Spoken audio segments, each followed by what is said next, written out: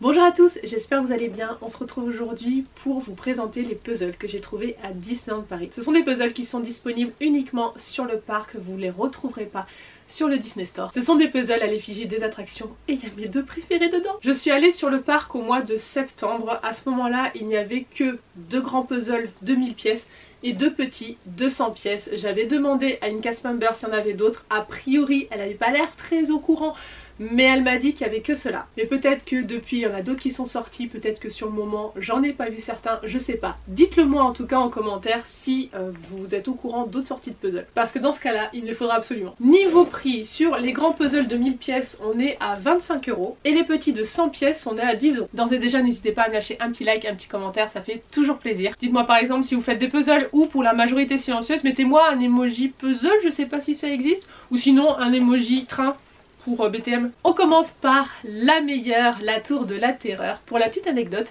j'ai amené en septembre ma fille à Disney et je l'ai emmenée dans la tour de la terreur. Elle avait pile poil la taille qu'il fallait, genre elle avait 1 cm de plus que la limite. Tout le monde la regardait avec des gros yeux, genre comment une pitchoune comme ça peut faire ce genre d'attraction. Il faut savoir que ma fille adore tout ce qui est attraction à sensation. Les tours là qui montent et qui descendent, elle en raffole. Les coasters, plus ça va vite, plus ça tourne, plus elle aime. Genre on l'a amenée à la fête foraine de notre ville, elle nous a fait « ça monte pas assez haut !» Oui bah c'est pas Disney ma chérie hein. Bref, tout ça pour dire que c'était assez drôle dans la file d'attente de voir les différentes personnes faire les gros yeux. Dans l'attraction on était tout derrière, donc quand l'attraction s'est terminée, littéralement tout le monde s'est retourné vers elle pour voir si elle était en train de pleurer, si elle était pas bien ou quoi. En gros voilà dans quel état elle était. Elle était normale.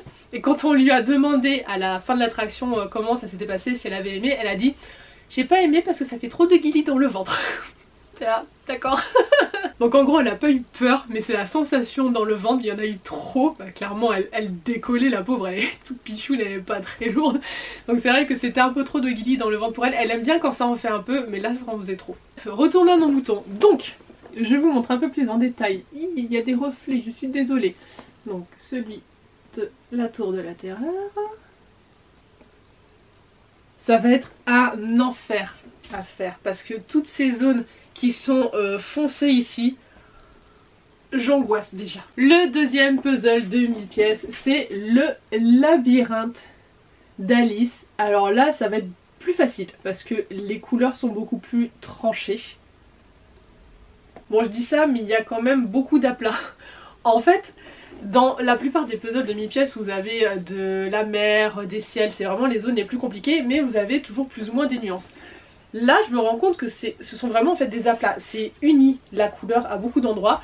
Il n'y a aucun moyen de distinguer qui va où, en fait il va falloir tester les pièces. Je sens qu'en fait ça va être galère, mais ils sont beaucoup trop beaux et à l'intérieur, j'ai pas l'impression qu'il y ait le poster du puzzle, parce que ça arrive surtout avec les nouveaux puzzles qui nous mettent en plus le poster. Non, on a juste un sac comme ça sans illustration, tant pis. Ensuite les deux petits puzzles de 100 pièces. On a tout d'abord It's a Small World. Je vous montre aussi le tour de la boîte. Elles sont super jolies, j'ai trouvé hyper bien travaillé. Et à l'intérieur ça se présente dans un petit pochon en papier. Et le dernier puzzle de 100 pièces, c'est l'attraction préférée de ma fille. C'est Big Thunder Mountain. Une attraction que j'adore également. Voilà pour ce petit haul puzzle Disneyland Paris, j'espère que ça vous a plu, n'hésitez pas à vous abonner si c'est pas déjà fait et je vous dis à demain pour une nouvelle vidéo. Bye bye.